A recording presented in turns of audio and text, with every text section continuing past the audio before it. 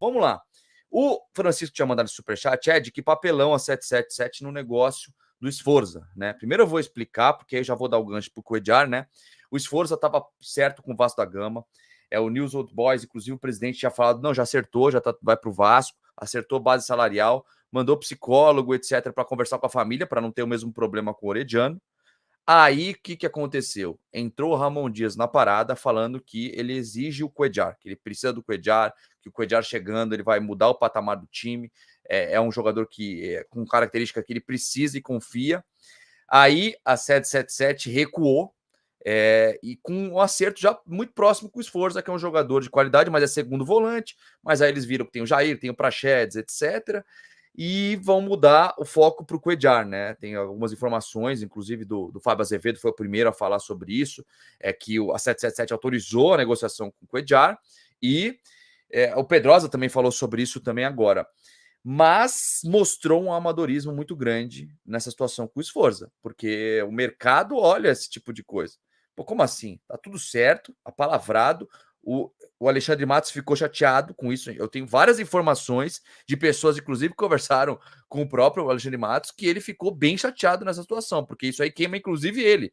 Ele vai lá, negocia, consegue o acerto que a 777 queria, e aí volta atrás. Eu acho que não deveria ter ido atrás do jogador e já ter conversado com o Ramon Dias sobre isso, né? E aí, Edmundo, eu queria saber de você sobre isso, porque o Emiliano deu uma entrevista logo depois do jogo, falando que precisa de reforço. Ele falou, a gente está gostando do trabalho, o Alexandre Matos está trabalhando bem, ele elogiou bastante o grupo, mas precisa de reforço. E quando perguntado do Cuéllar, ele confirmou, não, a gente quer, a gente precisa, etc. Mas, pô, esse tipo de coisa queima um pouco o Vasco no mercado também, né, Edmundo? Eu não sei se queima, não. Eu acho que faz parte do negócio do futebol. Hora você quer muito, hora você desiste. Até de ambas as partes. Mas as informações que eu tenho dão conta de que o Cuéllar ganha um salário muito alto e que não quer abrir mão do salário, né, para vir. Quem mais próximo chegou do salário que ele ganha no futebol árabe hoje foi o Corinthians, na janela de meio do ano passado. Isso dito por um cara que trabalha com ele, trabalha no staff dele, que é meu amigo. Em relação ao esforço, ele falou também muito bem desse garoto, que está no pré-olímpico e é capitão da seleção argentina. Eu não conheço. Se passar aqui na minha frente agora, eu não vou saber dizer se esse é o esforço. Eu não conheço. Só informações. E que o menino é muito bom jogador, só que é meio perna na linguagem do futebol. E aí provar que o Vasco deveria ficar esperto e atento. Mas que o menino joga demais. Inclusive, se ele for destaque agora no pré-olímpico, dificilmente o futebol europeu não vai contratá-lo, porque ele é tratado de fato como uma joia.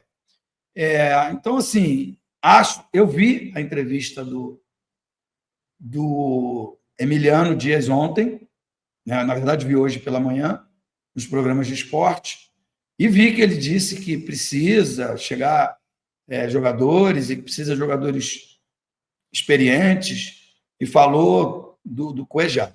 Mas não me parece o Cuéllar se enquadrar no perfil da 777. Eu sou contra essa coisa de perfil no futebol. O futebol tem que contratar jogador bom. Tenha ele 28, 29, 30, 19 anos, a idade pouco importa, ele tem que ser bom. Não adianta ser só jovem. Se você botar um time só de jovem, provavelmente vai cair. Se você botar um time só de quarentões, provavelmente também não vai aguentar o rojão. Então você tem que mesclar. E hoje não tem jeito. Se você não pagar salário alto, você não vai ter um time forte competitivo. Porque os 3 times que hoje, no imaginário do torcedor, futebol brasileiro, tudo pode acontecer, embora tenha dado a lógica o ano passado, né, na minha modesta opinião. Mas sempre, no campeonato de 38 rodadas, você aponta Flamengo, Palmeiras e Atlético Mineiro. Esses times pagam salário salários altíssimos, altíssimos. O Inter tentou, o Fluminense tentou, mas no final o poder do dinheiro falou mais alto, né? E se você não acompanhar isso, não acompanhar essa evolução financeira que aconteceu no futebol, você vai ficar para trás, vai ficar disputando o meio de tabela ou até zona de rebaixamento, como foi com o Vasco no ano passado. O que você acha disso aí tudo, John? Principalmente do Cuéllar e o Sforza aí, que essa situação com o Sforza, o Cuéllar podendo chegar, o Vasco indo para cima do Cuéllar dessa vez. Pelo menos as informações são do que a 777 autorizou, desde que, né, adeque salários, etc. Tem uma negociação um pouco difícil pela frente. O que você achou disso tudo, John? O que acontece? O Vasco tem um aporte de 250 milhões para esse ano, né? Que, claro, não é só para contratação, né? Teve a venda do Gabriel Peck, que somado a isso, o Vasco vai ter aí 300 milhões de orçamento. O recado, essa desistência a princípio da contratação do Sforza, mostra que o Vasco não vai fazer loucuras, né? E que o orçamento já está apertado. Porque se não fosse isso, hoje o segundo volante do Vasco é o Praxedes, né? Que, na minha opinião, é um jogador que eu não teria renovado para essa temporada. Então, o Sforza é um jogador que vem se destacando no pré-olímpico, como o Ed falou, é um jogador que tem muito potencial e que eu acho que o Vasco precisa de reforçar aquela posição de primeiro e de segundo volante. Então, os dois jogadores, para mim, teriam que vir. Tanto o Cuéllar, você é um jogador que já trabalhou com o Ramon Dias, foi capitão do Al-Hilal no período que o treinador treinava a equipe árabe. Então, assim, eu não achei que foi uma atitude correta, mas, cara, esse modus operandi da 777 de querer só investir em jogador jovem, né, tem o risco, que nem o Ed falou, que se montar um time só de garotos, só de juvenil, o Vasco vai pagar a conta, né? Aí quando a água bater na bunda, vai querer fazer igual ano passado, né? Que a janela do meio do contratou jogadores mais experientes e graças a Deus a gente conseguiu se salvar. Então o Vasco não pode cometer esse mesmo erro. Tem que trazer jogadores prontos que possam agregar ele de fato no time titular.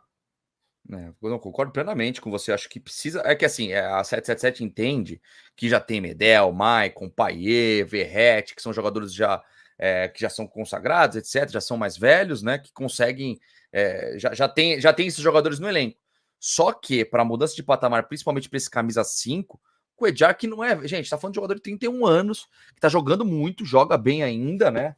Tá em ação. E, cara, para mim muda o patamar do time, sim. Não é aquele jogador que vai fazer gol, etc. Mas, para mim, principalmente o Ramon pedindo da forma que ele pediu ali, ele colocar o Pumita no jogo, no meio de campo, como volante, para mim é uma clara. Ó, é o seguinte: só tem o Zé Gabriel. E aí?